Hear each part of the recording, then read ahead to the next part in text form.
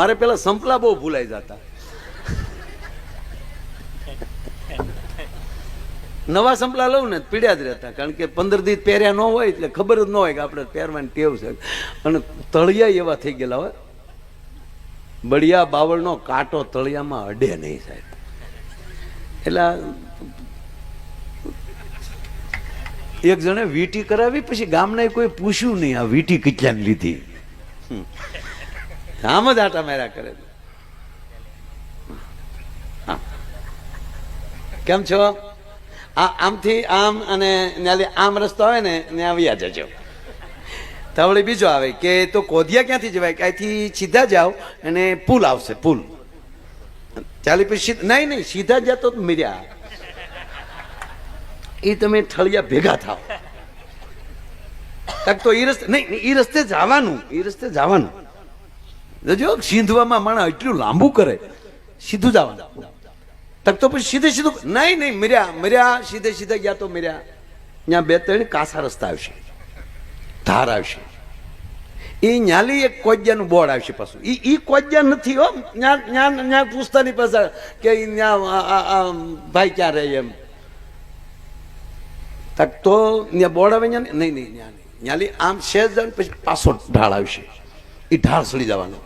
તક તો એ ઢાળ એટલે સીધી નહીં સીધા તો મર્યા. પછી થોડાક આગળ જાઓ, આ પાછો હાથ ભૂલાઈ ગયો. ન્યાલી થોડાક આમ આગળ જાઓ એટલે આડી તમારે અહીંયા જોવાનું છે બધા. આમ આડી સડક આવશે. તાકે તો એ સડક વટ્યો તો ખેતરમાં, મર્યો તો બસ. ન્યાલી જે હાથમાં વીટી છે ને એ જમણા હાથ ઉપર વી જવાનું. પણ એ બિચારો વીટી દેખાડવા હાટું લાંબી વાતો કરે.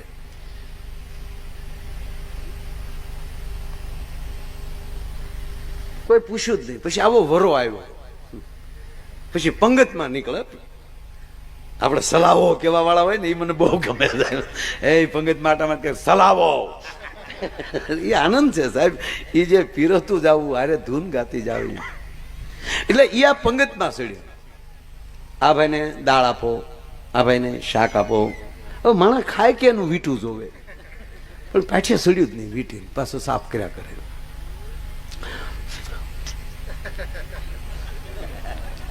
એમાં બાયુની પંગતમાં સડ્યું. આ બેનને દાળ આપો. એક બેન જોઈ ગયા મારો રોયો વીટું દેખાડે. બેને 22 તોળાનું બાજુ બંધ અને શું કે બાજુ પહેરેલું, હાડવા માથે હાડલો થશે. એની પાસે આવ્યો ને, આ બેનને ડાળ આપ્યો તો બેન શું કે મારે નથી જોતો. ઓલે વીટી કાઢીને ખિસ્સામાં નાખી દીધી કે આમાં નથી હાલ એવું છે. મૂળ વાત એ કહું સાહેબ, મારે તો આજે એક સહજ વાતો કરું તો પ્રોગ્રામ થાય છે. આમાં કઈ વાત એ છે કે આ બધાની કૃપાથી, બ્રહ્મદાસ બાપાની કૃપાથી, પૂજ્ય બાપુની કૃપાથી, કુળદેવીની કૃપાથી, વડીલોના બધાની કૃપાથી દેશ પરદેશમાં ફરું છું. સત્ય એ છે કે વિશ્વનો માણસ બાપુ પથ્થર જેવો થઈ ગયો છે. જ્યારે આ ભારત એક જ દેશ એવો છે પથ્થરમાં પ્રાણ પૂરવાની તાકાત ધરાવતો હોય ને, એ ભારત દેશ. આ દેશના વૈદિક બ્રાહ્મણો વૈદિક એમ કહેવાય આવાહન કરી વેદની ઋચાઓ સાથે સાહેબ મારું તમારું સવાર જ વેદથી ચાલુ થાય. જાગીએ ન્યાલી ક્રાગ્રે વસ્તે લક્ષ્મી કર મૂલ્ય સરસ્વતી કર મધ્ય ગોવિંદમ પ્રભાતે કર દર્શનમ. જેવા પથારી માલી ઉઠી અને નીચે પગ મૂકવા જાઓ, ટૂંકા લઈ લઉં શ્લોક. પર્વસ્તન મંડલે વિષ્ણુ પત્ની નમસ્તુભ્યમ પાદર્શ ક્ષમસ્વમે. હે માં ધરતી, તારી ઉપર પગ મૂકું, મને ક્ષમા કરજે. અને ન્યાલી નાવા જાવ તો ગંગા જમના સરસ્વતી નર્મદા સિંધુ કાવેરી તમામ નદીઓનું આવાહન કરીને કહીએ કે હે નદીઓ, તમે મારા નાવાના જળમાં પધારજો, મારું જળ પવિત્ર કરજો, મારો પરિવારને પવિત્ર કરજો. અને જમવા બેસો સાહેબ, અરે પૂજા કરવા બેસો તો કેવલ 3 જ શ્લોક બોલવાના છે. કપૂર ગૌરમ કરુણાવતારમ સંસાર સારમ ભુજગેન્દ્રહારમ સદા વસંતમ હૃદયારવિંદે ભવમ ભવાની સહિતમ નમામિ. મંગલમ ભગવાન વિષ્ણુ મંગલમ ગરુડ ધજનમ મંગલમ પુંડરીકાષ્ટમ મંગલાયતનો હરિ સર્વ મંગલ માંગલ્યે શિવે સર્વાર્થ સાધિકે શરણે ત્રંબકે ગૌરી નારાયણી નમસ્તુતે. અને ન્યાલી જમવા બેહો તો યજ્ઞ શિષ્ટાસીના સંતો ન્યાલી અહમ વૈશ્વા નરો ભૂતવા પ્રાણીના દેહમાં. વેદ વગર તમે રહી જ ન શકો. અને જે વ્યક્તિ વેદ ભૂલ્યો છે ત્યાં તકલીફ પડી છે. એટલે આજનો મૂળ વાત એ કહું કે ભાવથી દુધાણાને આંગળે જો હજી મેં સાલું નથી કર્યો પ્રોગ્રામ, હજી તો આમ બધું ધીરે ધીરે હું જોઉં છું. અને આ બાપુ આવ્યા છે. ક્યાંથી આવ્યા બાપુ તમે? હે, બાટલિયા હનુમાન.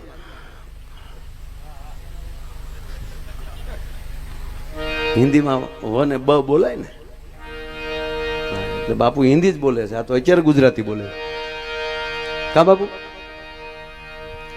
બાપુને ત્યાં પધારો પધારો રાજુભાઈ, આવો. શેઠે આવ્યા લાગે. હા, આ શેઠની મેં ગુલુફિયું ખાધેલી મારા. આજ મારા નાથે એની માથે મારી માથે સુખના ખટારા નાખ્યા ને એની માથે સુખના વેગીન ખાલી કરી નાખ્યા છે. હા, આજે મેં ગુલ્ફી ખાધી ને એના પ્રતાપે આજે તમે ક્યાં પહોંચ્યા છો? આનાથી બીજો પરચો ન હોઈ શકે શેઠ મારા. રાજુભાઈ હોઈ શકે? આપણે કોઈ દી દીધા થાય ને પૈસા ગુલ્ફીના? ખોખા તોડ્યા ખોખો. હા, વાહ વાહ વાહ. એટલે અહીંયા પ્રોગ્રામ કરવામાં જો મયુરભાઈ આ મજા કે જેણે આપણે બાળપણમાં સડિયું પહેરીને રખડતા થાય એ જોયા છે, એ ટેજ માથે જોઈ શકે છે ને, બસ આ શુભ કલ્યાણ છે ભલા માણસ. હા, આ જે આનંદ જે છે. એટલે ફરીવાર કહું કે આ દુધાણાના આંગળે હનુમાનજી મહારાજનો ત્રિદિવસીય આ પ્રાણ પ્રતિષ્ઠા ઉત્સવ, 2 દિવસનો સુંદરકાંડના પાઠનો સરસ મજાની કથા અને આપણા ભૂદેવોના મુખેથી સરસ મજાનું યજ્ઞ. એટલે મારા શબ્દોની શરૂઆત કરતા પહેલા હનુમાનજી મહારાજના ચરણોમાં પ્રણામ કરી, યજ્ઞ નારાયણના ચરણોમાં પ્રણામ કરી, યજ્ઞશાળામાં સ્થાપિત ક્ષેત્રપાળ ભગવાનથી લઈ અને વાસ્તુ ભગવાન સુધીના તમામ દેવતાઓ, બ્રહ્માજીથી લઈ અને રુદ્ર સુધી બધાય દેવો, સ્થાપિત દેવતાઓને પ્રણામ કરી, આચાર્યથી લઈ અને અંદર ભૂદેવોને પ્રણામ કરી, અને એથી આગળ આમાં જેણે દાન આપ્યું છે એના ચરણોની રજ થઈને હું તો રહેવા માંગુ છું. યજ્ઞમાં જે બેઠા છે એ તમામ યજમાનોના ચરણોમાં પ્રણામ કરી અને આવું કાર્ય કરવાનો જેને વિચાર આવે, ભગવાન કૃષ્ણ બેઠા છે હસ્તિનાપુરની ગાદી, એમ કહેવાય કે ધર્મરાજ યુધિષ્ઠિર બેસી ગયા છે, પવિત્ર વાતાવરણ બન્યું છે. અને એવે ટાળે ભગવાન કૃષ્ણ પાસે અર્જુન અને ધર્મરાજ યુધિષ્ઠિર આવે છે. આવો ધર્મરાજ, આવો મોટા ભાઈ, આવો અર્જુન. હા પ્રભુ, એક કામ લઈને આવ્યા છે. શેનું કામ? કયું કામ? અમારે યજ્ઞ કરવો છે. અને ભગવાન કૃષ્ણ બોલ્યા છે, કોક દી જોજો સાહેબ, આ ભૂદેવાના મુખેથી સાંભળજો કે ધર્મરાજ, હે યુધિષ્ઠિર મહારાજ, તમારો વિજય થયો, તમે ગાદીએ બેઠા હસ્તિનાપુરની ગાદીએ, એનો તો મને હરખ હતો, પણ એના કરતા આજ અનંત ગણો મને હરખ એ થયો છે કે તમે યજ્ઞ કરવાનો તમને વિચાર આવ્યો છે. તક તો ગોવિંદ, તમે આમાં અમને શું મદદ કરશો? ત્યારે કૃષ્ણ બોલ્યા, તમે યજ્ઞ કરશો ને તો ભૂદેવોની હેઠીઓ પત્રાવળીઓ આ તમારો કૃષ્ણ ઉપાડશે. સાહેબ, મારા બ્રાહ્મણોની હેઠી પત્રાવળીઓ હું ઉપાડીશ. આવું ભગવાન કૃષ્ણ બોલ્યા. અને આ 3-4 દિવસથી તો સાહેબ હું જ એટલો બધો આનંદમાં છું. માધવપુર, ભગવાન માધવપુર જે લગ્ન થયા ભગવાન કૃષ્ણના, માધવપુરનો માંડવો, જાદવ કુળની જાન, પરણે રાણી રૂક્ષ્મણી તોરણ આવ્યા ભગવાન, એનો મેળાનો પ્રોગ્રામ પ્રમદી પૂરો કર્યો. ન્યાલી સીધો દ્વારકા ગયો સાહેબ, દ્વારકાધીશના દર્શન કર્યા. અને ન્યા દ્વારકાધીશના ગુગળી બ્રાહ્મણો, એક પણ રૂપિયો બહારનો કોઈનો લેવાનો નહીં. અને ન્યા કોટી સહસ્ત્ર ગાયત્રી મહાયજ્ઞ અત્યારે ચાલી રહ્યો છે સાહેબ. અને એ માટે કે અમે બધા દ્વારકાધીશના પૂજારી છીએ અને દ્વારકાધીશની કૃપાથી સમાજ અમને ખૂબ આપે છે. અને એમાં કોઈનું અમારે ભાવે કભાવે લેવાઈ ગયું હોય તો એ ગોવિંદ અમને માફ કરજે. માટે 1 કરોડ ગાયત્રી જાપ કરી અને એની અંદર અમે આહુતિ આપી રહ્યા છીએ. એની અંદર 1 રૂપિયો અમારે કોઈનો ન ખપે. તો કહેવાય ગયો 4000 ભૂદેવો ન્યા એ યજ્ઞશાળામાં પ્રણામ કરીને આવ્યો છું. ન્યાલી ગયો ગોજિયા પરિવારમાં, ન્યાય 5 દિવસનો યજ્ઞ, 21,000 પિતૃઓને પિંડદાન કર્યા. ગોજિયા હોય બોલો, 21,000 પિતૃઓને, પિતૃ ટહા જેવા થઈ ગયા.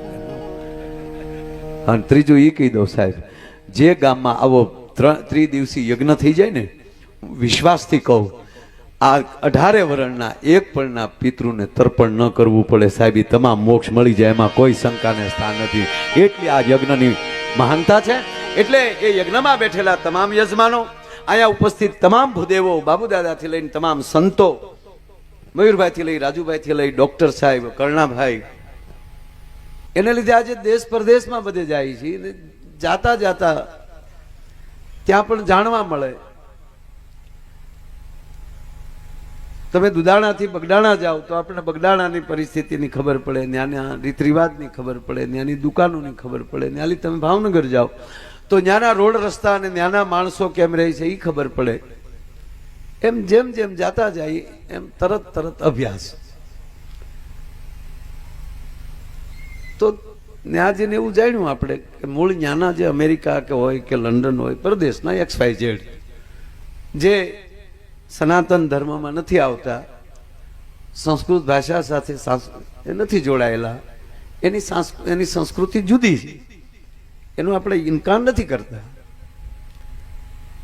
પણ એટલું 100% કહું કે ત્યાં પરિવાર નથી. ત્યાં રોટલા થઈ ગયા છે ને હાલો જમવા બેસો તો જેઠા દાદા એમ કે ઉભા રહ્યો છે, 2 ભાઈઓને આવવા ગયો, અથવા તો 2 મહેમાન રસ્તે છે, અથવા તો મયુરભાઈ જમવા બેઠા હોય બોલાવે તો ઉભા રહ્યો, હજી 5 જણા રસ્તે છે, બાપુજી વાડીએથી આવશે. આપણે સહજ એક વાટે હોય ને બધા આવી જાય. ત્યારે આ પરિસ્થિતિ પરદેશમાં નથી. ત્યાં કોઈ રાંધતું જ નથી. ધર્મ બરોબર ઘોઘાન ખાવું હોય તેને હાથે લઈ લે,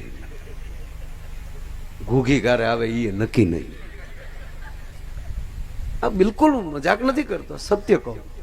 પરિવાર નથી ત્યાં. જો ત્યાં પરિવાર હોત, તેના શબ્દકોશ હોત, ત્યાં શબ્દો હોત ને, તો તમે બધા ભણેલા ગણેલા બધા બેઠા છો, અંગ્રેજીમાં અંગ્રેજી ભાષા, ત્યાંની અંગ્રેજી ભાષા છે, તો કાકાને અંગ્રેજીમાં શું કહેવાય સાહેબ? બોલો ને, બધા વડીલો સાંભળે એમ બોલો. અંકલ. મામાને અંકલ, માસાને, મહાકાકાને અંકલ. હવે એ આવ્યા હોય ને આપણને એમ કે ભાઈ કોણ આવ્યું હતા, કે મારા અંકલ આવ્યા છે, તો આપણે કોના વર સમજવા? આ નરું સત્ય કહું તમને. એને તમે કોના ખાનામાં નાખશો? મામીના ખાનામાં નાખશો, માસીના ખાનામાં નાખશો, કે કાકીના ઘરે મોકલશો? એનો અર્થ એ થયો કે ત્યાં ઓનલી એક જ શબ્દ છે, અંકલ. ત્યાં પરિવાર નથી. કાકીને શું કે? આંટી. માસીને આંટી. એ આંટ આમ બધું આવી ગયું. કોણ આવ્યું હતા? કે મારી આંટી આવે. હવે આપણે શું ગણવું? કે માની બેન ગણવી, બાપુની બેન ગણવી, કે કાકાની દીકરાની માં ગણવી? એ નહીં. એનો અર્થ એ છે કે ત્યાં ફેમિલી નથી. બહુ ગંભીર વાત આ કરી રહ્યો છું. આનંદ તો મળશે, હું જે વાત કરું એમાં તમને દાંત જ આવશે. અને મારે દુનિયામાં દાંત કઢાવવા સિવાય કરવું જ નથી, ડોળા કાઢવા જ નથી જિંદગી. હું હારે લઈ જવાના, ખોટા ઉપાડા લેવા, રામ રામ કરો. ત્રીજી વાત, આ દુધાણામાં પ્રોગ્રામમાં ન આવવું હવે કે પેલા? તો મયુરભાઈ એવું તો નથી ને કે અહીં એક પ્રોગ્રામ કરી જાવ એટલે 5 પ્રોગ્રામ સીધા અહીંથી બુક થઈ જાય? એ લાલચ તો નથી જ ને અમારે. અને બુક થાય તો આવા જ ને એમ. નહીં, બહુ એક સરળ આમ તમે આમ મારે શું સ્વાર્થી મને કહેશો? અને આજ સુધીમાં 30 વર્ષથી જાહેર જીવનમાં ફરું છું સાહેબ, મને એક વ્યક્તિ તો એમ કહી દે કે આ વ્યક્તિએ આ સ્વાર્થથી આપણે એને સંબંધ રાખ્યો એમ. હા, હું 100% હું આવ્યો હશે, ડીઝલ મારું જ બળ્યું છે. મેં મારી જિંદગીમાં કોઈનું ડીઝલ બાળ્યું નથી. એક જ કવિતા કવિ કાગ બાપુની, મારે સાબુ રે થાવું જીવતર ખોવા, પણ માનવીના ધોવા મેલને. મારે હાબુના ગોટામાં એક ગુણ લેવો છે કે ભલે હું આખો ઘહાઈ જાઉં પણ હું બીજાને ઉજળા કરીશ. હું ઘહાઈ જાય કોઈ પણ વસ્તુમાંથી તમે એમાં ગુણ ગોતશો તો તકલીફ નહીં પડે. વાત એ છે કે હું અહીંયા તો મારે હું કોઈ બીજો હેતુ નથી. તમે આનંદ, અને અમને આનંદ એ વાતનો છે કે દુદાણું ભેગું થઈ અને એક ભાણે આવી રીતે હરિહર ત્રણ દી કરે અને હનુમાન દાદાની પ્રતિષ્ઠા કરે, આનાથી અમારે બીજો કોઈ આનંદ નહીં. બસ ભેગા રહ્યો. હનુમાનજી પાસે એટલું જ માગજો કે દાદા અડધો રોટલો હશે ને તો અડધામાં લઈ અડધો ખાઈ લેશું, પણ તું અમને એવો પ્રેમ આપજે કે અમારા ગામમાં કોઈ દુઃખી ન હોવો જોઈએ. એકનું દુઃખી અમારા આખા ગામનું દુઃખ. એવા દાદાની અહીં પ્રતિષ્ઠા. એટલે વાત એ છે કે આ આપણો જે એક એવો દેશ છે કે એ પારિવારિક છે. આપણી ભાષામાં જેટલા શબ્દકોશ, એક જ વ્યક્તિની માટે કેટલા શબ્દો લાગે. અદા, દાદા, બાપા, શબ્દકોશની તાણ જ નથી. તમને જે નજીક લાગે એ શબ્દથી તમે એને બોલાવી શકો. એટલે વાત એ છે પરદેશ છે એ પથ્થર હૃદયનું છે, કોઈને પ્રેમ નથી. છે હાઠુભાઈનું અંગ્રેજીમાં થાય કઈ હાઠુભાઈનું સ્પેલિંગ જ નથી, કારણ એનો અર્થ છે ત્યાં હાઠુભાઈ જ નથી. એકવાર પરણી ગયા પછી મારો દાદો કોઈ ભેગોય થતો નથી. ત્યાં એમ ન કહેતા બેન ક્યાં ગામ હારે છે, એમ બેન નીકળી ગયા બસ એટલી ખબર હોય. એ તો નીકળી ગયા, 18 વર્ષના થઈ ગયા એટલે પછી બાપ રાહે બેઠો હોય. ક્યારે છોકરો 18 વર્ષનો થાય એટલે યુ કેન ગો આઉટ. પશુ પ્રવૃત્તિ છે. પંખીને પોતાને પાંખો આવી જાય અને માળામાલી ઉડી જાય, પછી એના માવતરને ખબર નથી હોતી કે મારું બચડું કઈ દિશામાં ઉડીને વયું ગયું છે. એ તો પશુને પંખી જીવી શકે, પણ કહેવા ગયો સાહેબ 1 ને 10 વર્ષનો દાદો ખાટલામાં હૂતો હોય તો આખા પરિવારનું પૂછતો એક મોટો ભાઈ આવી ગયો, દીકરી કેમ છે?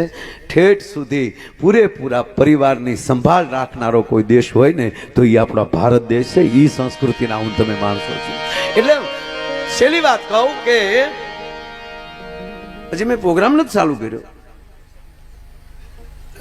છેલ્લી વાત એ માટે કહું કે એટલે છેલ્લી એટલે એ પછી હું બોલવાનું નથી એવું નહીં.